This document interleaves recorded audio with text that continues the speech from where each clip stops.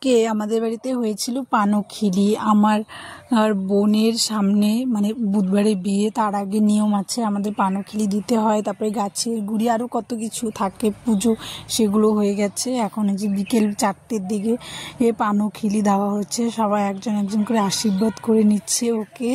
আশীর্বাদ করে নিয়ে তারপরে আরও কি জানি বলে 5 জন মিলে পানখিলি করবে, করে নিয়ে এই যে সাম কাইট বলে না, ওটার মধ্যে দেবে, দিয়ে অনেক নিয়ম থাকে সবারই, অনেকের অনেক নিয়ম থাকে, আমাদের সেটা আছে যে এখানে একজন একজন করে আশীর্বাদ করে নিয়ে তারপরে এখানে যে পানখিলিগুলো বানিয়ে এই যে ঘটের মধ্যে দেবে। ঘরটা কি সুন্দর তাই না? এই ঘরটা কিনেই এনেছে, আলপনা দিতে হয়।